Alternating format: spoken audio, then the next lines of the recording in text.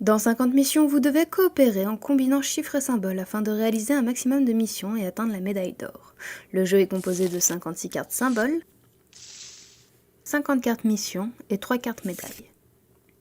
Chaque carte mission comporte une explication détaillée sur les bords. Commençons par mélanger les cartes missions pour former avec une pioche face cachée.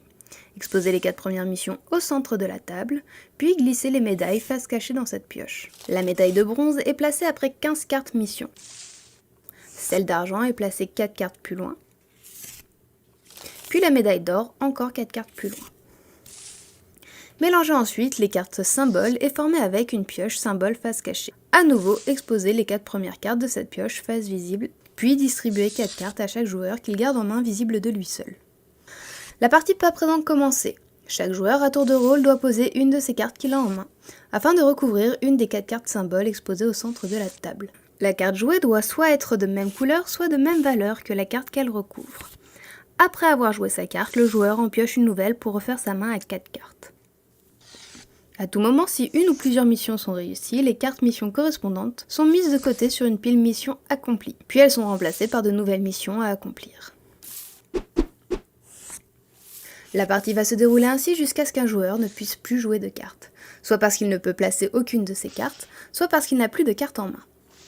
Le niveau atteint à cette partie est celui de la dernière carte médaille remportée. Si la médaille d'or est atteinte, on continue la partie afin de réaliser les 50 missions. Toutes les cartes présentes sous les 4 cartes symboles au centre de la table sont alors récupérées et mélangées avec l'éventuel reste de la pioche, afin de former une nouvelle pioche symbole.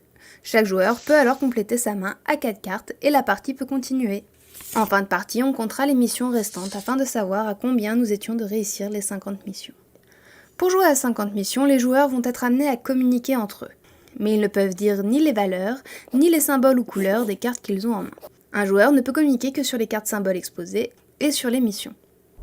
Pour les débutants, il sera permis de regarder sous les 4 cartes symboles afin de voir quelles cartes ont été jouées. Pour les experts, toute communication sera interdite.